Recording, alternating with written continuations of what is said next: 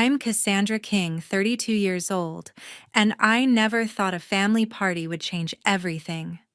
It was our annual fall festival gathering at a ranch in Boise, Idaho, a big deal for my family, with everyone showing up to eat, laugh, and pretend we're perfect. I'd shelled out $25,000 to make it happen, covering everything from the catering to the decorations. Why? Because my sister always gets what she wants, and I'm the one who makes it happen. We were seated around the tables, the air buzzing with chatter. My sister stood up, glass in hand, ready for her usual speech about how perfect her life is. She's the golden child, the one who can do no wrong. Then she turned to me and smiled, and I knew something was coming.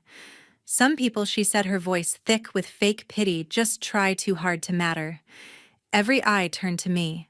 My dad, my mom, my uncle, my grandma, all watching like I was the punchline of a joke. I didn't say a word. My heart was racing, but my face stayed calm. I stood up, pulled out my phone. Everyone thought I was just stepping away, but I opened an app, tapped once, and sat back down. 5 minutes later, my sister's phone buzzed. She looked down. Her face went pale. The whole table went silent. My dad leaned toward me and whispered, "What did you just do, Cassandra?" I smiled and replied, "I'm done." The look on their faces, priceless. And they had no idea what was coming next. If you've ever felt like your family takes you for granted, hit that subscribe button and share this story. You won't believe how this ends. You're probably wondering why I was the one footing the bill for that fall festival party, $25,000, no small change. It wasn't just about the party. For 2 years, I'd been covering my sister's entire lifestyle. Her rented studio for Instagram photo shoots, her designer bags, her car payments. You name it, I paid for it. Why? Because my parents made it clear that's what family does. Or rather, what I was supposed to do. I'm a CPA, a number cruncher who lives in a one-bedroom apartment in Boise, Idaho. I budget every penny, skip vacations, and drive a 10-year-old Honda to make ends meet. Meanwhile, my sister lives like she's some kind of celebrity. She's an influencer, always posting about her perfect life, her perfect outfits, her perfect everything. And me, I was the invisible one, the one who made it all possible. Every month I'd get calls from my dad or my mom, their voices heavy with guilt trips. "Your sister's building her brand," they'd say. "She needs your help. Don't let her down." I'd bite my tongue, transfer the money, and watch my savings shrink. It started small, a few $100 here and there for her content creation. Then it snowballed. By last year, I was covering her rent, her credit card bills, even her gym membership. All told, I'd dropped over $50,000 on her life. My parents never asked if I was okay, if I needed a break. They just kept pushing, saying she was almost there with her career, that I was the stable one who could handle it. Stable. That's what they called it. I called it being taken for granted. At the party, it wasn't just about the money. It was the way everyone acted, like my sister was the star while I was just the bank. My uncle, a retired Marine who always spoke his mind, was telling some old war story to a group of cousins. My grandma, who watched everything but said little, sat quietly, her eyes flicking between us. My aunt, my dad's sister, who knew more than she let on, sipped her drink and stayed out of the spotlight. Meanwhile, my sister was holding court, her husband nodding along like her biggest fan. She stood up, phone in hand, snapping selfies for her followers. "Just hit 20,000 likes on my last post," she bragged, her voice loud enough for everyone to hear. That's what hard work looks like. Hard work? I wanted to laugh. Her hard work was posing in front of a camera while I paid for the lights. Her husband, a car salesman who barely made his quotas, chimed in. "She's killing it out there." Killing it, sure, on my dime. I sat there, my plate untouched, feeling like a ghost at my own family's party. Nobody asked about my job, my life, my plans. It was always about her. Always. The worst part. My parents were in on it. They'd call me after every family gathering, reminding me how important it was to keep my sister's image intact. She's got potential, my dad would say, his tone firm, like I was the one failing if I didn't step up. My mom was softer, but just as relentless. You're so good with money, Cassandra, she'd coo. You can afford it? Afford it. I was barely holding it together, skipping my own bills to cover hers, but they didn't care. To them, I was the reliable one, the one who didn't need attention, the one who'd always say yes. I'd tried talking to my sister about it once, maybe a year ago. I called her, asked if she could start paying her own way, maybe get a part-time job to help. She laughed, actually, laughed. Cassandra, I'm building something big, she said. You wouldn't understand. Just keep doing what you do best. What I do best. Apparently, that was being her personal ATM. Her husband backed her up, saying I should be proud to support her brand. I hung up feeling smaller than ever. Looking back, I don't know why I kept going along with it. Maybe I thought that's what family meant, sacrificing for each other. Maybe I was afraid of letting my parents down. Or maybe I just didn't want to be the bad guy. But sitting at that party watching her flaunt her fake perfect life, something inside me started to crack. I'd spent years being the one who held it all together while she got the applause. And for what? To be mocked in front of everyone I cared about. The air at the fall festival party felt like it had been sucked out of the room the moment I canceled that $10,000 payment. My sister's face, usually so smug, was frozen in shock, her phone still clutched in her hand after getting that notification from the ranch's event planner. Everyone else, cousins, aunts, uncles, even the kids, stopped talking, their eyes darting between us. I could feel the weight of their stares, but I wasn't backing down. Not this time. I stood up straighter, my voice steady. I'm done paying for this party, I said loud enough for everyone to hear. If you want it to go on, figure it out yourselves. My sister's jaw dropped, and for once she didn't have a snappy comeback ready. Her husband, always quick to play, her cheerleader, jumped in first. Cassandra, you can't just do that. He snapped, his voice sharp with panic. This is a family event.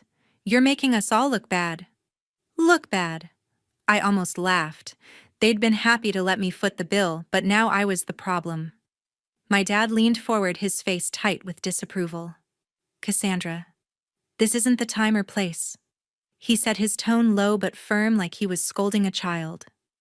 You're ruining the day for everyone. My mom chimed in, her voice softer but no less cutting. We raised you to be better than this. Think about your sister. Think about her. That's all I'd been doing for years, and where had it gotten me? Nowhere, just a smaller bank account and a family that didn't even see me. My sister finally found her voice, her words dripping with desperation. Cassandra, you can't just pull the plug like this, she said, stepping closer, her eyes wide. Do you know how much this party means to me? To all of us? You're embarrassing me in front of everyone. Embarrassing her. After everything I'd done, she had the nerve to make this about her image. I shook my head, my hands clenched at my sides. Jill, maybe you should have thought about that before you decided. I don't matter. I said, my voice calm but cold. Her face flushed, and I could tell she wasn't used to me pushing back. Her husband stepped in again, pointing a finger at me. You're being selfish, Cassandra, he said. You know how hard Jill works on her brand. You can't just sabotage her like this. Sabotage. That word hit me like a slap. I'd been the one keeping her so-called brand afloat, and now I was the villain. I opened my mouth to respond, but before I could, Uncle Edward's voice cut through the tension like a knife. Enough, he said, standing up, his retired Marine posture commanding the room. Cassandra's right. She's been carrying this family for too long, and all you do is take. Maybe it's time you all figured out how to stand on your own 2 feet. His words hung in the air, heavy and undeniable. A few cousins shifted uncomfortably, avoiding eye contact. My sister glared at him, but she didn't dare argue with Uncle Edward. He wasn't the type to back down. Grandma, who'd been silent the whole time, finally spoke. It's about time someone said it, she said, her voice quiet but sharp, like she'd been waiting for this moment. Her eyes met mine, and for the first time that night I felt seen. Not as the bank, not as the reliable one, but as me. Aunt Cynthia, sitting nearby, didn't say a word, but I caught her watching me, her expression unreadable. I wondered what she was thinking, but I didn't have time to figure it out. My dad tried to regain control. "This is a family matter," he said, raising his voice. "We don't air our dirty laundry in front of everyone. Cassandra, sit down and let's talk this out." Talk it out. I'd tried that before, and it always ended the same way, with me giving in. Not anymore. I looked at him, then at my mom, who was nodding like she agreed with him.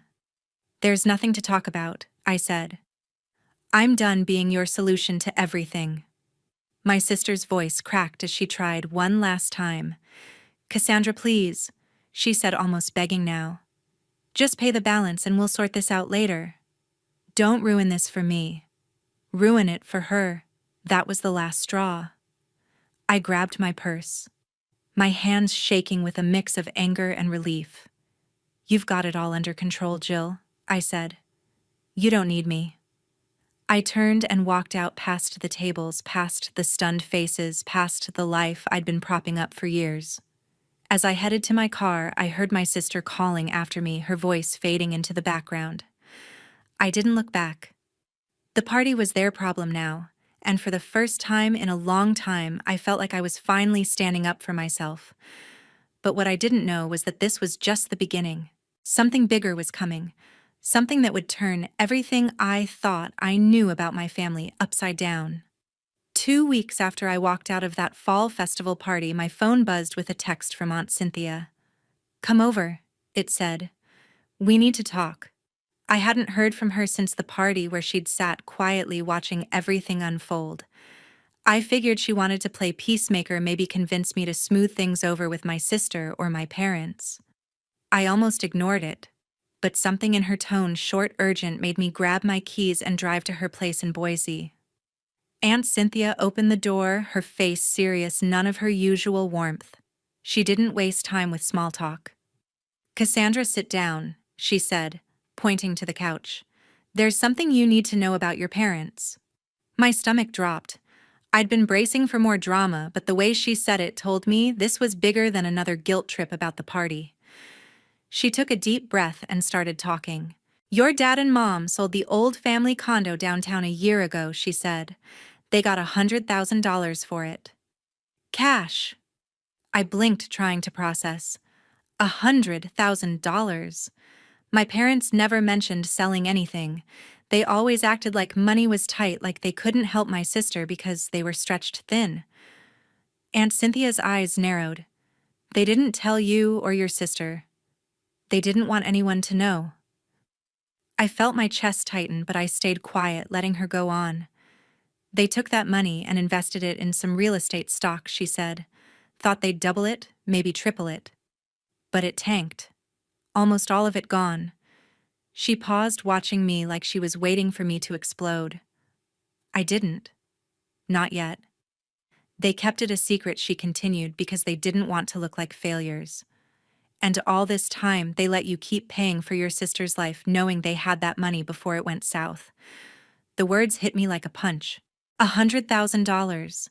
They had $100,000, and they still let me drain my savings to cover my sister's rent, her designer clothes, her car.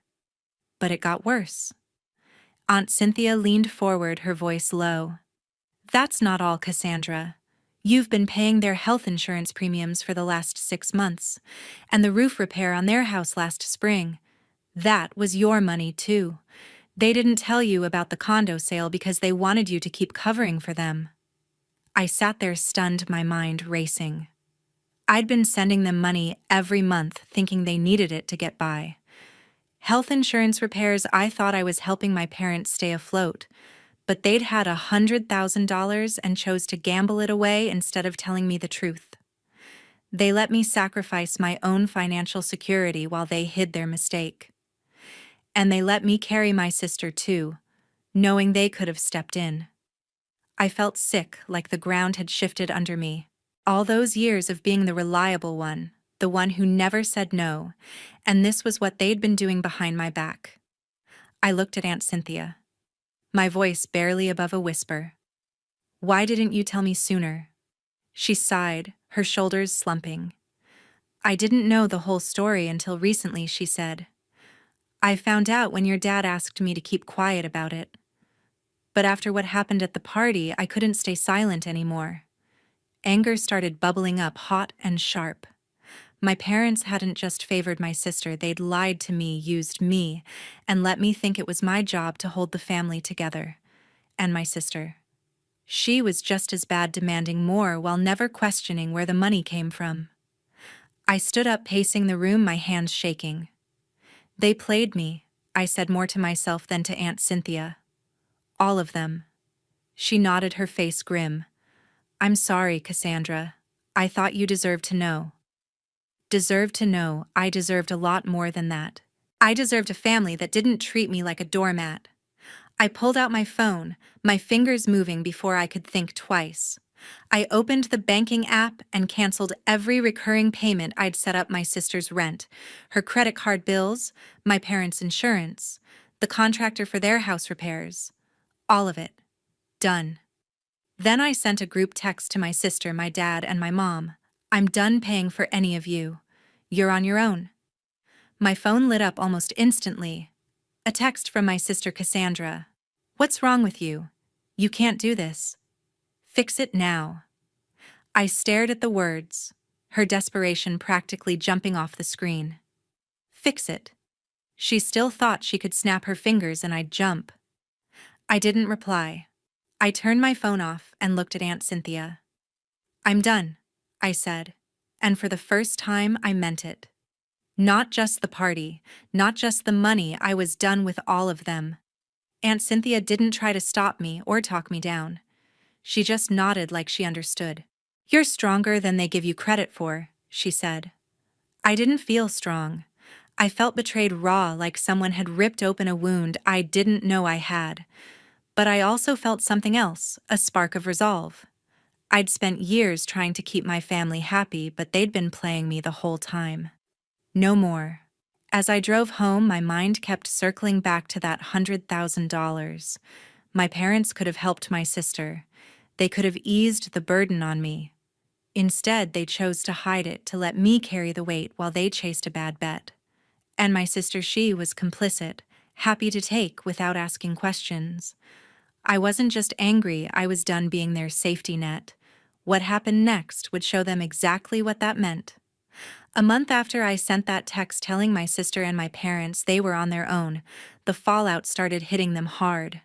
I'd cut off every payment: my sister's rent, her credit card bills, my parents' health insurance, their house repairs. For the first time, I wasn't bailing anyone out, and watching them face the consequences felt like taking a deep breath after years of holding it in. My sister and her husband got slapped with the unpaid $10,000 bill from the ranch for the fall festival party. They thought they could charm their way out of it, but the event planner wasn't playing games. When they couldn't pay, the planner threatened to sue. I heard from a cousin that they started selling off their fancy stuff: her designer handbags, his golf clubs, even the custom furniture in their downtown Boise apartment. By the end of the month, they'd moved out of their sleek, Instagram-worthy place and into a cramped one-bedroom on the outskirts of town. It wasn't the kind of address my sister would ever post about. She didn't take it lying down, though. She landed a job at a coffee shop downtown, steaming milk and ringing up orders for minimum wage. But even that couldn't humble her. She'd show up to work in her last pair of designer sunglasses, acting like she was still living the high life. Her Instagram was a masterclass in denial-filtered photos of her coffee breaks, captioned with nonsense about new beginnings and hustle vibes. She was still chasing likes, still pretending she was somebody, even as her world fell apart. I scrolled through her posts one night, not out of pity but curiosity.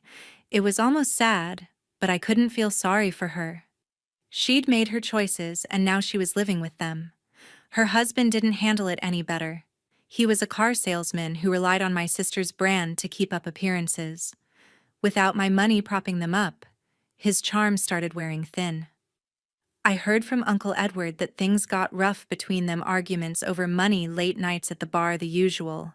By the 6-week mark, he'd moved out, crashing with a buddy, while my sister stayed in their new apartment alone.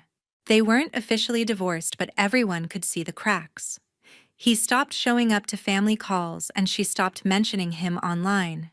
It was the kind of quiet split that nobody talks about but everyone notices. My parents weren't faring much better. Without that $100,000 windfall they'd lost on bad investments, and without me covering their insurance or home repairs, they were scrambling.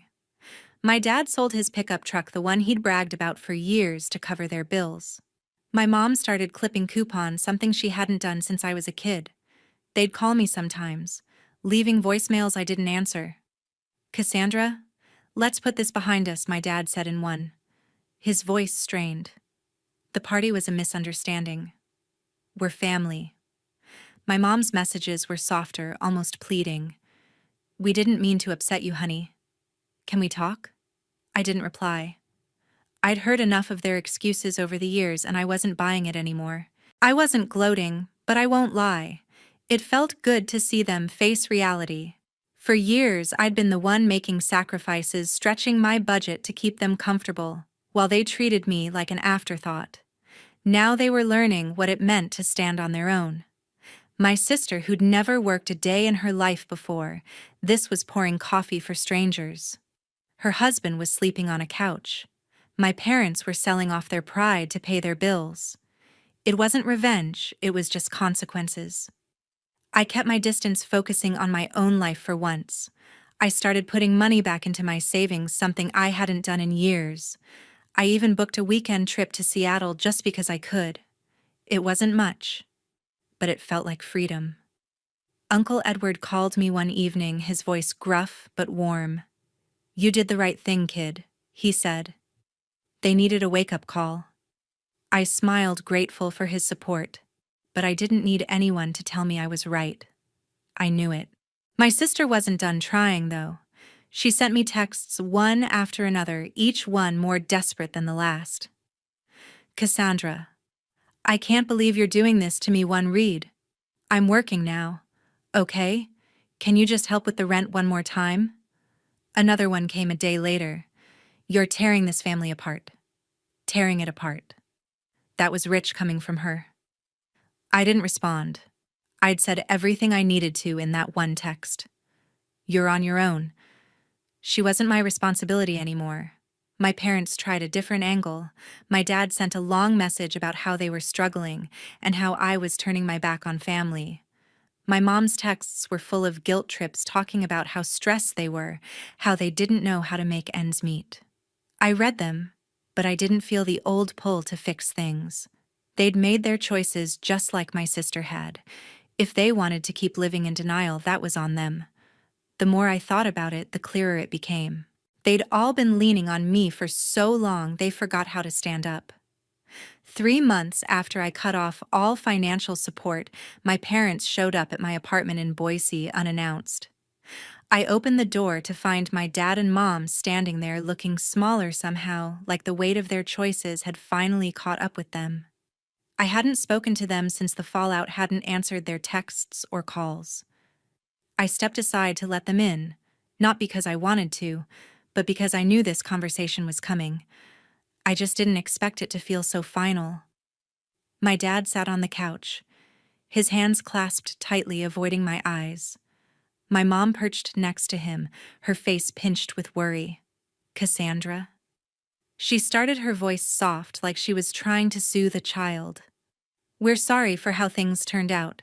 We never meant for you to feel hurt." I stood across from them, arms crossed, waiting for the catch. There was always a catch with them. My dad cleared his throat. "We just wanted to keep the peace," he said. "You know how your sister is. She's always needed a little extra help.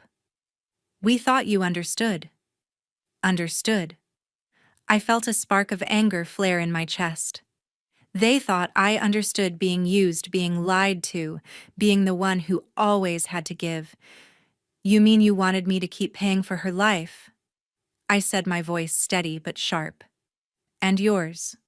While you hid $100,000 from me, while you let me think you needed my help.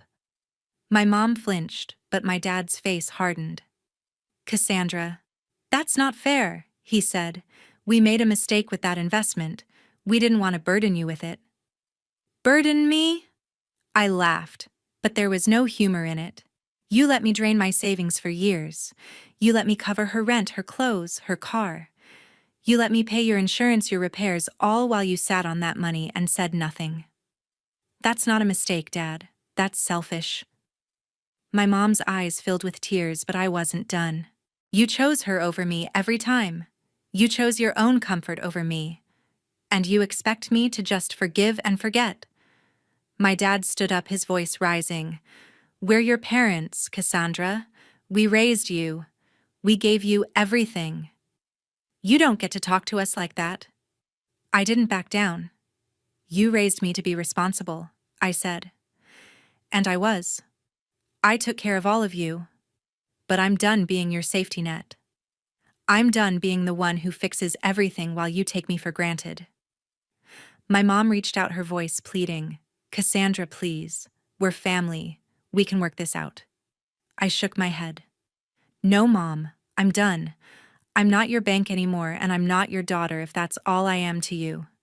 The words hung in the air, heavy and final. My dad stared at me, his jaw tight like he couldn't believe I'd said it. My mom covered her mouth, tears streaming down her face. I didn't feel guilt, not anymore. I felt free, like I'd finally shed a weight I'd been carrying for years. You need to leave, I said, my voice calm but firm. They didn't argue. They walked out, and I closed the door behind them, knowing I might never open it to them again. Later that night, my phone buzzed with a text from my sister. I almost deleted it without reading, but curiosity got the better of me. Cassandra, it read, I know I messed up. I shouldn't have taken you for granted. But you don't understand the pressure I'm under. Everyone expects me to be perfect online. I needed your help to keep it together. Can we talk? Even in her apology, she couldn't help but make excuses, blaming her brand and her followers. It was the same old story, everything was always about her. I stared at the message, my fingers hovering over the keyboard. For a moment, I thought about ignoring it, letting her stew in her own mess. But I wanted her to hear it, to know exactly where I stood. I typed back, It's not my job to carry you, Jill. It never was. I hit send and turned off my phone. Her words didn't pull at me anymore. I wasn't her lifeline, her ATM, or her backup plan. I was done. The next morning, I got a call from Uncle Edward. His voice was gruff, but there was a warmth to it I hadn't heard in a while. Cassandra, I heard what happened with your parents, he said. I'm proud of you, kid. You stood your ground. Not many people would have the guts to do that. I smiled, a real smile, the kind I hadn't felt in months. Thanks, Uncle Edward, I said. I just couldn't do it anymore. He chuckled. Good. You're better than they deserve. His words stayed with me, a reminder that not everyone in my family saw me as a means to an end. Grandma had been right at the party, someone needed to say it. Aunt Cynthia had been right to tell me the truth. And Uncle Edward was right to be proud. I'd spent years trying to hold my family together, but now I was choosing myself. It wasn't easy, but it was necessary. And as I hung up the phone, I knew the hardest part was still ahead, figuring out what came next on my own terms. 6 months after I told my parents and my sister we were done, my life felt like it finally belonged to me. I'd spent so long carrying their weight that I'd forgotten what it was like to just be me, a CPA in Boise, Idaho, who didn't owe anyone anything. I threw myself into my work, taking on new clients, and even starting a side project helping small businesses with their taxes. For the first time in years, I was saving money for myself, not for someone else's dreams. I bought a new desk for my apartment, signed up for a cooking class, and started running in the mornings. It wasn't glamorous, but it was mine, and that was enough. My sister was still working at that coffee shop downtown. From what I heard through cousins, she hadn't changed much. She'd show up to her shifts in overpriced outfits she couldn't afford anymore, still trying to play the part of an influencer. Her Instagram posts were fewer now, mostly recycled photos with captions about resilience and authenticity, but I could tell she was clinging to the image she'd built even as it crumbled. She hadn't reached out since that last text, and I hadn't either. I didn't need her approval or her apologies. I was past that. Her husband Daniel was long gone. He'd left Boise a few months back, taking a job at a car dealership in Spokane. Nobody in the family had heard from him since, not even my sister. Their separation wasn't a surprise, but it was still strange to think about her alone in that tiny apartment on the edge of town. I didn't wish her harm, but I wasn't going to fix her life for her. She'd have to figure that out on her own. My parents were struggling too. Without my support, they'd had to tighten their belts. My dad picked up part-time work driving for a delivery service, and my mom started selling homemade crafts online. They didn't call me anymore, and I heard from Aunt Cynthia that they'd stopped showing up to family gatherings. They were too proud to admit they'd messed up, too stubborn to reach out without expecting me to cave. I didn't feel sorry for them. They'd made their choices, and I'd made mine. One evening, as I was going through emails, my phone pinged with a text from Grandma. Cassandra, it read, "You did what no one else could. I'm proud of you." I stared at the words, my throat tightening. Grandma didn't say much, but when she did, it carried weight. Her message felt like a quiet nod, a reminder that I wasn't alone in seeing the truth. I typed back a simple "Thank you, Grandma," and set my phone down, a small smile on my face. Uncle Edward and Aunt Cynthia had stood by me too, checking in now and then, but Grandma's words hit differently. They felt like closure. Looking back, I realized the biggest lesson wasn't about money or family drama. It was about standing up for myself. When family takes you for granted, setting boundaries isn't selfish, it's survival. I'd spent years thinking I had to keep everyone happy, that saying no would make me the bad guy. But saying no saved me. It gave me back my life, my choices, my peace. I wasn't angry anymore. I was proud of the woman I'd become, of the strength I didn't know I had. To everyone who's listened to my story, thank you for sticking with me until the end. It means the world to share this and know you're out there relating to the messiness of family and the power of choosing yourself. If this resonated with you, please hit that subscribe button and join our community. We're all about real stories and real lessons, and I'd love to have you along for the next one. Thank you truly for being here.